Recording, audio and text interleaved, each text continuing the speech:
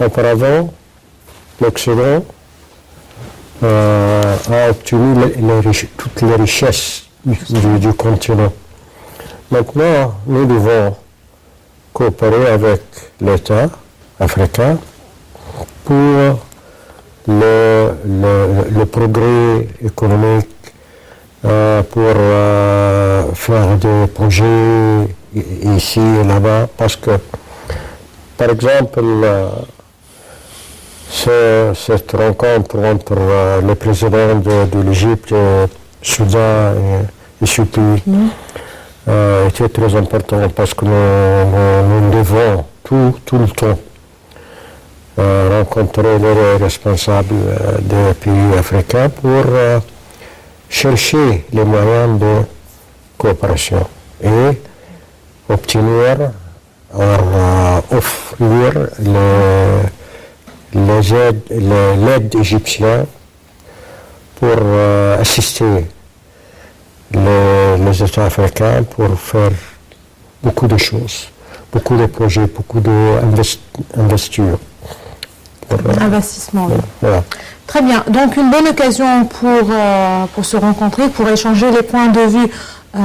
Donc, tout ce qui concerne ce continent noir, ce continent riche, avec des richesses qui ont été exploitées peut-être par l'occupant il y a des décennies, des centaines d'années même. Aujourd'hui, quelles sont les perspectives de cette coopération? Je ne vais pas dire en fait de cette coopération parce qu'aujourd'hui peut-être on ne parle pas effectivement de coopération concrète, mais de ces échanges, je veux dire. Mais en fait, moi je pense que stratégiquement, la vraie utilité d'un tel forum, c'est de montrer que l'Afrique peut être complémentaire, l'Afrique peut être un grand marché intégré, où il y a des choses chez les uns, ne sont pas chez les autres, et effectivement aussi exposer au monde entier et aux investisseurs internationaux les possibilités, quand ils viennent investir en Afrique en entier, sans être limités dans un pays donné. Mais, donc, si vous voulez, stratégiquement, ça nous amène peut-être à penser qu'un jour, il y aura un vrai marché commun africain, une vraie intégration économique africaine. Ça, évidemment, ce sera dans l'intérêt de tous les pays africains.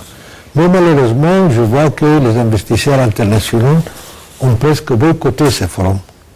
Il n'y en a pas beaucoup, peut-être il n'y en a pas du tout, j'en ai pas vu. Vous appelez ça boycotter ou peut-être négliger, et puis aussi, il faut dire une chose aussi, bon, à leur décharge en quelque sorte, que la situation politique en Afrique, en général, et notamment l'Afrique subsaharienne, n'est pas claire. Et cette obscurité des perspectives politiques et sociales dans les pays d'Afrique subsaharienne font que les investisseurs ont peur de venir s'engager à des investissements longtemps. Les investissements, pourtant, les pays européens surtout, et même les Américains, mais surtout depuis quelques années la Chine, a dans beaucoup de pays africains des investissements énormes qui leur permettent, entre guillemets, de piller ces pays. Mais ces investissements-là, par exemple, je parle des investissements français en Afrique de l'Ouest, c'est des investissements qui sont appuyés, qui s'appuient sur, sont soutenus par la force militaire et la force politique des pays d'origine de ces investissements. Par exemple, quand la société Total investit au Gabon, quand la société Total investit dans son pétrolier au Gabon, il est soutenu par la puissance française et par l'armée française. Aujourd'hui, il s'agit d'une question d'intérêt commun, plutôt. C'est pour cela qu'il y a... Donc, c'est montrer déjà c'est un premier pas de montrer que les pays africains sont conscients qu'ils ont un intérêt commun de s'intégrer et de se vendre, entre guillemets, au monde extérieur comme un marché, une entité. Très bien. Aujourd'hui, M. Nabil Zaki, ce continent tellement pauvre, tellement riche en ressources aussi, et humaines et naturelles, et qui ont été exploitées par l'Occident dans le temps. Aujourd'hui, quel intérêt? C'est-à-dire ces investissements, à quel point de tels investissements pourront vraiment donner profit au continent noir, pas le contraire, exploiter ce continent sans que les revenus véritables reviennent encore une fois à ce continent. C'est-à-dire, on va exploiter, on a tellement parlé d'un certain point lorsque les ressources naturelles sont exportées vers l'Occident, et donc encore une fois, qui retournent encore une fois dans ce continent avec des prix énormes. Quelles sont les perspectives de l'investissement étranger dans ce continent? Franchement dire, Oui. d'abord, sans combattre le terrorisme D'accord. dans le continent, nous ne pouvons pas faire un pas en avant, économiquement. D'accord. Par exemple, vous voyez ce qui se passe en Algérie, Boko Haram, dans le Mali, Maghreb, Qaïda au Maghreb islamique. même Tunisie, extra. Alors, nous devons coopérer avec les États africains et avec le monde entier, si c'est possible, pour liquider les terroristes. Vous voyez par exemple en Libye, c'est notre frontière. Alors, il y a beaucoup de dangers. Pour faire un progrès économique et faire des succès dans ce domaine, nous devons combattre le terrorisme. C'est d'abord. Après ça, nous devons regrouper les richesses du continent pour faire une sorte de coordination entre les capacités ici et là, en particulier sur le pétrole, gaz et l'autre richesse. Voilà. L'énergie renouvelable aussi, parce que c'est un des dossiers clés, le dossier de l'énergie, surtout l'énergie renouvelable. Donc on parle d'un continent qui peut vraiment exporter de l'énergie renouvelable. On a le soleil. On va voir donc les perspectives de cette coopération. Aujourd'hui, si on parle de l'Égypte, très particulièrement de l'Égypte aujourd'hui, et donc quel intérêt, c'est-à-dire quelle est l'importance pour l'Égypte d'accueillir ce forum ici sur son territoire, et ici aussi à Sharm el-Sheikh. Peut-être c'est la première fois que les dirigeants africains soient invités à assister à un sommet à Sharm el-Sheikh. En fait, l'Égypte a une particularité par rapport aux autres pays africains, deux particularités. La première, due à les ressources humaines d'Égypte. Les cadres et tout ça, c'est beaucoup plus nombreux, beaucoup plus développés que les autres pays africains ou la plupart des pays africains. Sauf peut-être quelques petits pays qui... Et deuxième chose, l'Égypte a aussi la particularité d'être en même temps arabe. Donc on peut imaginer, ce qui avait déjà été imaginé pendant un certain temps, que les capitaux arabes et personnel égyptien et sur le sol africain, et faire donc un développement important et intéressant pour les trois parties. Et ça, je pense que parce que forum, c'est quoi le forum? Le forum, en fait, en principe, c'est on veut vendre des choses. Et effectivement, il y a eu plusieurs hommes d'affaires, Ahmed Ekal et autres, ont exposé des grands projets qui intègre plusieurs pays africains en même temps, des chemins de fer entre pays africains, de la route parce que la question des transports, ça fait partie des dossiers, donc les plus discutés, voilà. L'infrastructure est très importante. Et d'autres projets aussi de production. Donc dans le forum, il y avait des projets déjà faits, déjà étudiés et exposés pour lesquels on cherche un investisseur, et donc devait être vendu entre guillemets aux investisseurs. Mais malheureusement, il n'y a pas d'investisseurs. Peut-être que ce sera la responsabilité de l'Égypte et des cadres égyptiens et des sociétés égyptiennes importantes qui travaillent dans les finances.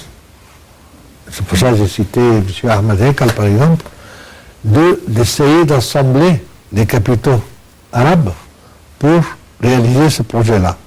Et là, ça sera une grande réussite pour l'Égypte, un grand atout pour l'Égypte, un grand plus pour l'Égypte.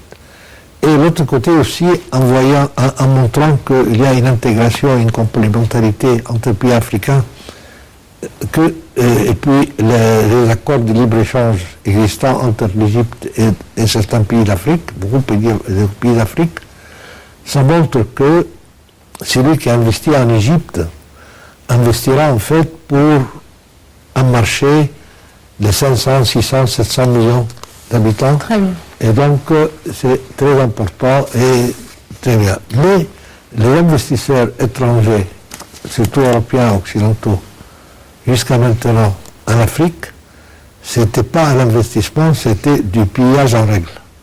Ça veut dire, en fait, ils prenaient les matières premières très bon marché et les renvoyaient très cher. Bon, ce qu'on a appelé, on en parle depuis les années 70, la détérioration des termes d'échange entre matières premières et produits manufacturés. Très bien. Puisqu'on parle aussi de l'investissement égyptien en Afrique, à quel point on peut vraiment réaliser un tel investissement, alors que nous-mêmes, on fait appel aux investisseurs étrangers qui s'investissent ici en Égypte, voilà. La plus belle fille du monde ne peut donner que ce qu'elle a.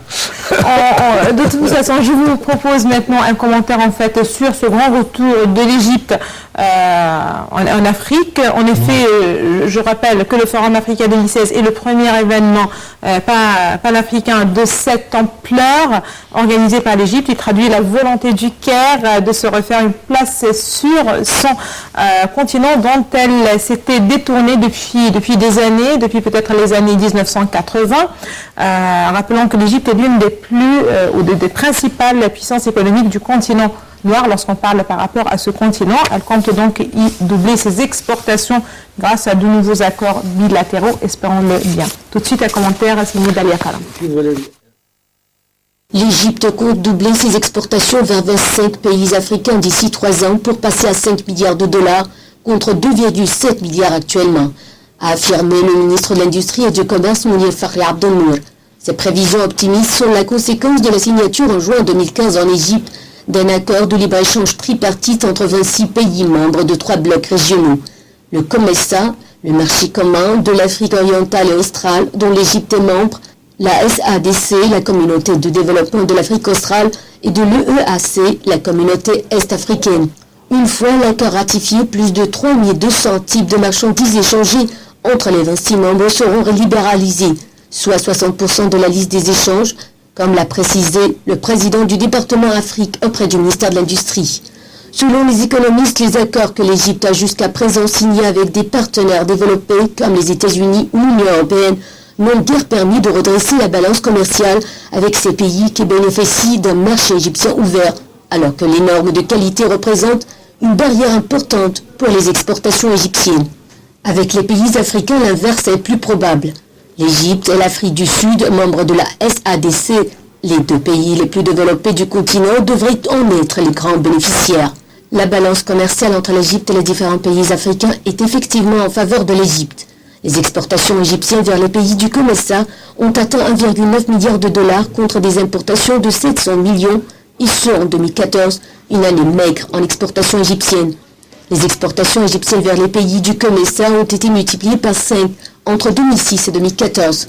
Avant l'adhésion de l'Égypte au COMESA en 1998, la balance commerciale de l'Égypte avec les pays du bloc était déficitaire.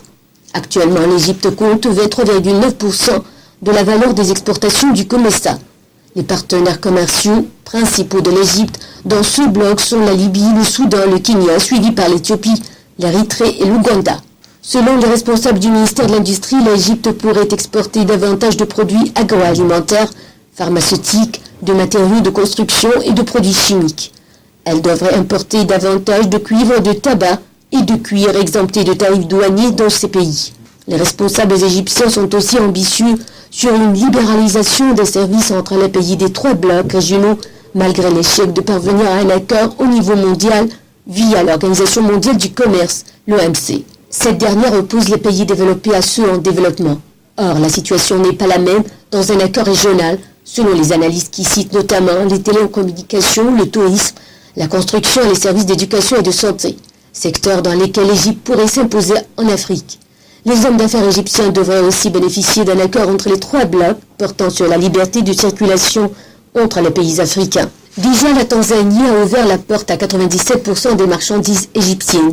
De plus, un poste frontière entre l'Égypte et le Soudan a été ouvert en 2015 à Ashkit-Kostol. Ce passage frontalier va réduire les coûts de transport et encouragera davantage le commerce bilatéral, selon le secrétaire général du dossier du commerce auprès du ministère soudanais du Commerce. Selon les analystes, c'est la première fois qu'on voit cette sorte de rapprochement avec l'Afrique, qui est d'une importance stratégique pour l'Égypte. L'ère de Moubarak était synonyme d'une négligence des liens avec le continent africain et a témoigné d'une détérioration des relations entre l'Égypte et les pays africains. Reste que, pour concrétiser ces prévisions optimistes, la volonté politique ne représente qu'une partie de la recette. Le développement du commerce et de l'investissement interafricain est freiné par d'autres obstacles, comme la précarité des infrastructures, notamment les moyens de transport et les ressources énergétiques. Le plan d'une route entre le Cap et le Caire agite les esprits.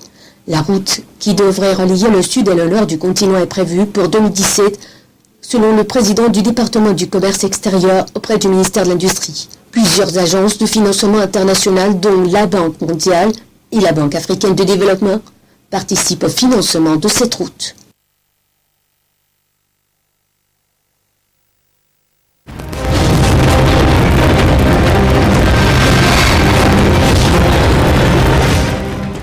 Eh bien, on retourne donc à nos invités, M. Nabil Zaki et Dr Yassine Teguedine. Vous avez un mot donc, à dire juste avant le commentaire, M. Teguedine.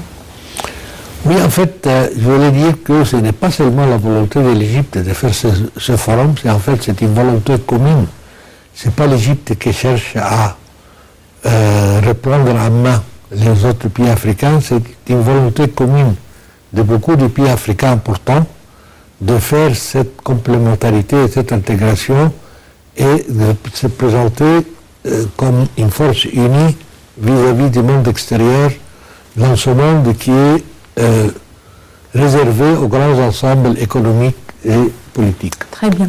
M. Nabil Zaki, en parlant de l'Afrique, du développement de l'Afrique, du partenariat interafricain et de tout ce dossier, vous avez mentionné la stabilité dans le continent qui va être le moteur de tout développement, c'est-à-dire sans stabilité, il ne va pas y avoir de développement selon vous. Aujourd'hui, lorsqu'on parle du cas de l'Égypte en particulier, l'Égypte vit aujourd'hui des conditions économiques très dures, très difficiles depuis la révolution de 2011. Comment voyez-vous la situation économique aujourd'hui en Égypte dans ce contexte de partenariat avec l'Afrique et de liens, peut-être de rapport avec tous les parties du monde? Chercher d'abord les possibilités de coopération avec l'État africain. Avant, chercher les possibilités de coopération avec l'Occident ou les pays d'Occident. Deuxièmement, nous avons besoin de, comme vous avez dit, stabilité politique, État moderne, même dire État laïque. Nous avons besoin de faire des progrès en même temps culturels. Parce que vous savez que nous ne pouvons pas oublier les civilisations africaines anciennes, comme l'Égypte, Il y a des pays africains qui ont vu des civilisations et cultures comment dirais-je, ouverture Sur le monde. avec les moyens de vie modernes. Voilà. Alors, par exemple, nous pouvons coopérer avec les pays africains sur, dans le domaine de l'agriculture. D'accord. Oui. Parce que, par exemple, au Soudan, il y avait des anciens projets pour cultiver quelques Des terrains agricoles au Soudan. Millions de Fédérations. Mais alors aujourd'hui, le Soudan a ces problèmes. Donc aujourd'hui, avec le Soudan qui n'est plus le même Soudan, il y a le Soudan, il y a le Soudan du Sud. Ces territoires à cultiver étaient dans quelle partie, si vous avez une idée? Le problème, c'est les querelles racistes, des tribus. D'accord.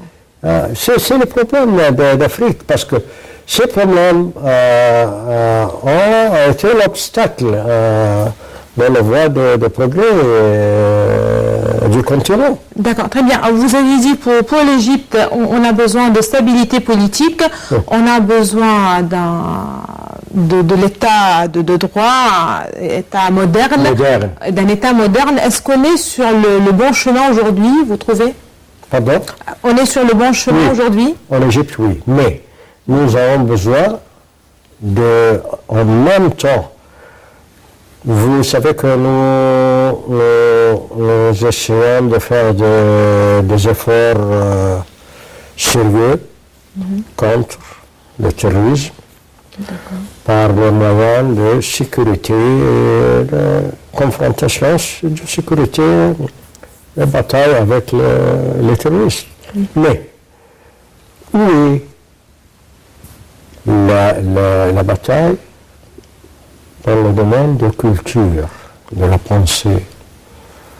Nous avons besoin de faire des progrès sur ce domaine. Est-ce que vous faites allusion à des procès actuellement en cours contre certains intellectuels? C'est de cela que vous parlez? Oui, oui. Malheureusement, oui.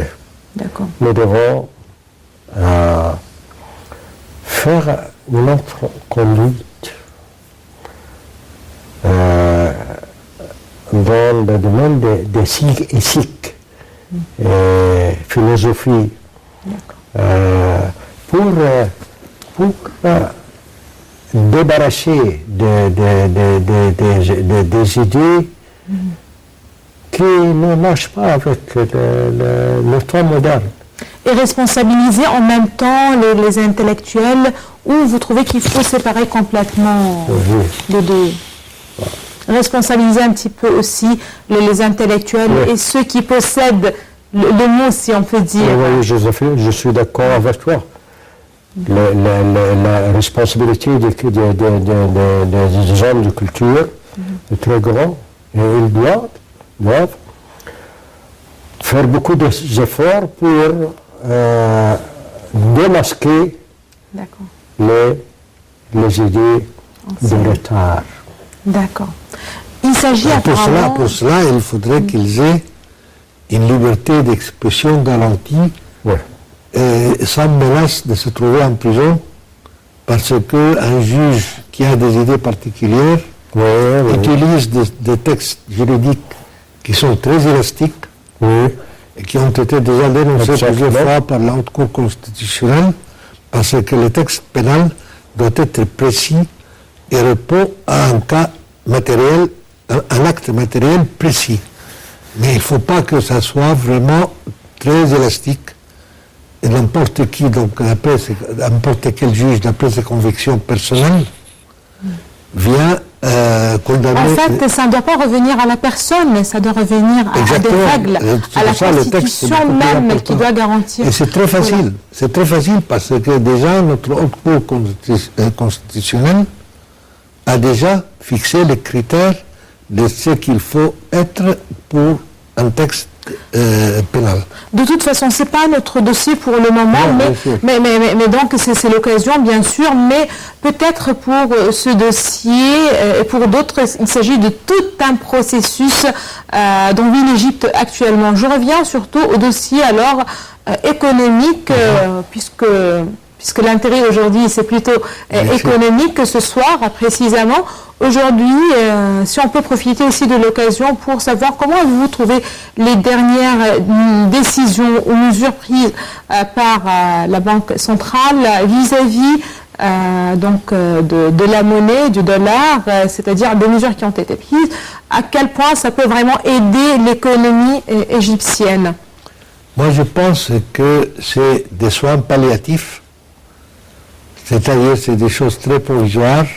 C'est un pansement qui est mis sur la plaie, mais sans la guérir, parce que le problème, le péché originel, le péché principal de notre équipe économique au gouvernement actuel et avant, qui n'ont pas une vision claire des structures économiques que l'Égypte doit suivre. Il n'y a pas de transparence dans cette politique économique. Donc les gens ne savent pas. On marche dans le brouillard à tâtons. Il n'y a pas de transparence ou il n'y a pas de vision claire? Il n'y a pas de vision claire. Parce que c'est différent. Oui, non, bien sûr. Je pense malheureusement il n'y a pas de vision claire déjà au niveau des dirigeants. Et bien entendu, à plus forte raison, il n'y a pas de vision claire pour les agents économiques qui travaillent et qui font et créent les richesses et créent les emplois et tout ça.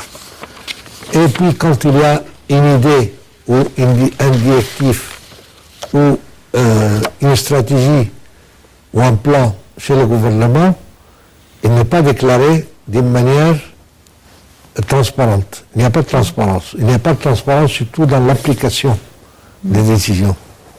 Donc vous me demandez par exemple, vous me parlez des décisions de la Banque centrale. Par exemple, automatiquement et mécaniquement, ces mesures ont fait bondir le taux de dollar de 8 ou 9% sur le marché parallèle. Et le marché parallèle est un marché officiel, ce n'est pas un marché secret, ce n'est pas un marché noir, parce que les sociétés d'échange, les bureaux d'échange travaillent avec l'autorisation sous la supervision de la Banque centrale. D'accord. Donc qu'est-ce qui fait la Banque centrale? Pour faire un coup, elle ferme 3 ou 4 sociétés de bureaux d'échange, oui. Mais ça ne suffit pas. Il faut qu'il y ait quelque chose de clair. Quelle politique monétaire il veut appliquer? M. Tarek Amer, depuis qu'il est gouverneur de la Banque centrale, n'a pas fait une seule déclaration qui montre qu'il y a une politique monétaire que cette banque va appliquer. C'est pas possible. Monsieur Nabil Zaki, j'aimerais bien savoir votre avis, votre point de vue sur ce même point, mais je vous prie de bien vouloir et je vous invite aussi à suivre aussi avec nous un commentaire sur l'économie égyptienne. Donc on parle d'une économie qui a été étouffée depuis près de 5 ans. Des mesures sont prises de temps à autre sans vraiment sauver cette économie. Tout de suite, je vous laisse avec un commentaire signé Dalia Karam. Juste après, on continue ce débat. L'Égypte fait face à une situation économique très difficile depuis 2011 et la révolution qui a chassé du pouvoir Hosni Moubarak. Ce mouvement de contestation a eu des conséquences très négatives sur tous les secteurs d'activité du pays qui ressentent durement la récession. Cette situation est surtout due à l'insécurité et les menaces terroristes qui frappent le pays depuis 5 ans. Cette instabilité a en effet fait fuir les investisseurs étrangers qui avaient pourtant fait de l'Égypte l'un des pays les plus courus. Cette instabilité qui étouffe l'économie affecte surtout le secteur du tourisme et les sources de devises. Actuellement, la plus grosse crainte des économistes reste la pénurie de dollars. Ils redoutent en effet qu'elle plonge le pays dans une récession encore plus profonde. La Banque centrale d'Égypte, la BCE, a pris récemment plusieurs mesures pour régler la crise du dollar en contrôlant les importations jugées non nécessaires. Dorénavant, les banques doivent se rassurer que les importateurs de tout produit final, à l'exception des médicaments et des laits pour enfants, doivent verser aux banques un dépôt d'espèces équivalent à 100% de la facture contre les 50% jusque-là exigés.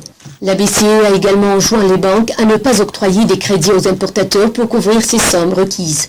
Elle a également décidé de relever le taux d'intérêt sur les dépôts bancaires à 9,25% afin d'encourager l'épargne, attirer des liquidités et contrôler l'inflation. En effet, les politiques monétaires et structurelles mises en place par le gouvernement sont sur la bonne voie, comme l'expliquent les experts économiques. Par ailleurs, le président Abdel Fattah el-Sisi a signé récemment avec son homologue chinois Xi Jinping une série d'accords économiques d'une valeur de 15 milliards de dollars. La Chine, qui veut créer une zone industrielle et un hub commercial sur le canal de Suez, où elle a déjà investi 500 millions de dollars, a également accordé à l'Égypte une aide financière d'1 milliard de dollars. Avec ce geste de Pékin, l'Égypte espère redresser son économie au plus vite.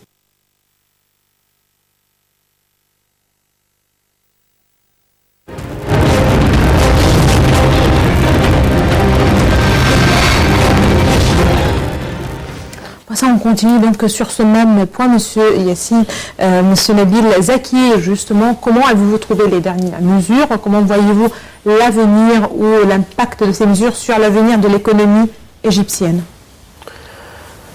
Premièrement, nous avons besoin d'appliquer le slogan essentiel de la révolution de janvier, la justice sociale. D'accord. Par exemple, maintenant, vous savez que les prix des matériels essentiels élevés. Oui. Maintenant, les conditions de la vie les pauvres égyptiens est plus difficile. Même le président a parlé, quand il a parlé avec le député du Parlement, il a dit qu'on doit faire attention à l'éducation, Oui. la santé, Oui.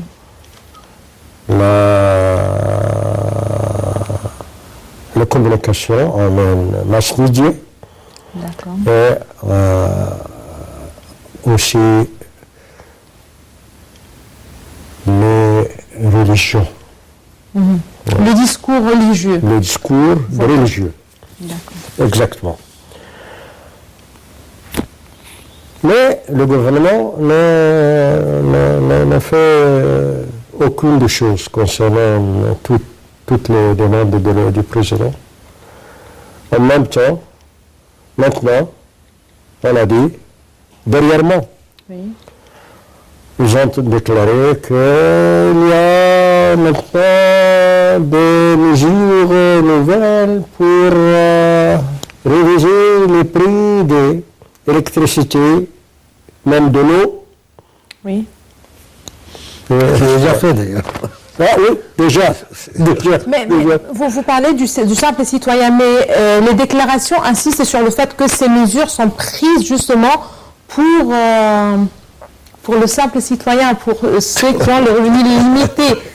Est-ce que vous êtes d'accord? C'est-à-dire, toutes les déclarations insistent sur ce fait que toutes ces mesures sont prises justement pour garantir une meilleure vie à ceux qui ont des revenus limités, que cette tranche ne va jamais être touchée dans son quotidien. Vous êtes d'accord alors? Oui, je suis d'accord avec le président quand il fait des efforts pour des projets nationaux très grands projets. Oui, c'est très bien. Mais en même temps, le gouvernement doit faire attention aux conditions de vie les citoyens moyens, les pauvres. Même la classe moyenne, maintenant, elle souffre. Quelle est la proportion de la tranche sociale moyenne dans la société égyptienne? Est-ce que vous avez une idée? Il n'y a pas de statistique précise pour ça, malheureusement. Mais je pense Est-ce que la tranche moyenne va être affectée? Elle est déjà affectée. Elle diminue. Il diminue, il est complètement mangé D'accord. par la hausse des Ces prix, mesures, par le chômage des cadres, tout ça, c'est très important. Le chômage des cadres est une vraie catastrophe. le chômage des cadres. Des cadres, les Des cadres, cadres, ça c'est très significatif, c'est très précis. Qu'est-ce que vous voulez dire par le chômage des cadres? des diplômés de l'université et des gens qui sont très bien, qui travaillaient dans des sociétés à la pointe des technologies, et ces sociétés, à cause de conditions économiques un peu perturbées, ont fait faillite, ont fermé, ont dû licencier. Il y a des gens qui étaient... il y a des jeunes couples, mari et femme, qui travaillaient, par exemple, dans une société de télécom, qui gagnaient ensemble très bien, et donc ils se sont mariés à crédit. Ils ont acheté une maison à crédit, ils ont acheté une voiture à crédit, ils vont même en vacances en crédit, et puis hop, ils se retrouvent du jour au lendemain au chômage. Qu'est-ce qu'ils peuvent faire? D'accord. Pour Ça, ne pas malheureusement, être ça, très... c'est explosif. C'est explosif. D'accord. C'est Pour vraiment ne explosif. pas être très pessimiste, est-ce qu'on peut dire que ces mesures qui ont été prises vont être au profit des générations futures au moins? C'est-à-dire, est-ce qu'on va souffrir pour quelques années et après, ça va être l'essor, ça va être... donc, tout va changer, si on peut dire, ou non, ça va continuer et le poids va être de plus en plus dur et lourd sur la société. Le peuple égyptien est préparé d'attendre, préparé d'être patient. D'accord. Mais si, en condition, s'il y a l'espoir d'améliorer, La transparence et la politique claire. c'est ça. C'est ça. Aujourd'hui, justement, pour terminer, le Parlement égyptien, le nouveau Parlement, le tout nouveau Parlement égyptien, quel est son rôle dans cette phase très critique? Notre Parlement. Quel est le rôle du Parlement égyptien aujourd'hui, dans cette phase très critique? Oui. Le rôle du Parlement n'est pas l'exécutif, n'est pas gouverner. Le Parlement ne gouverne pas. Le Parlement fait législation, il légifère et il surveille Justement, le travail du gouvernement. Mais il ne fait pas le travail. Il n'a pas pouvoir. il va surveiller le gouvernement et le travail du gouvernement. Oui, normalement, il va le faire. D'accord, je vous remercie infiniment, Dr Yassine Tagueddine. Je rappelle que vous êtes analyste politique. Merci beaucoup à vous. Merci d'avoir été parmi nous ce soir. Aussi, merci à vous, Monsieur Nabil Zeki. Vous êtes rédacteur en chef du journal Al-Ahli. Merci beaucoup à vos précisions et pour avoir été parmi nous ce soir. À Madame, Monsieur, merci de nous avoir suivis. Excellente soirée à toutes et à tous. Au revoir.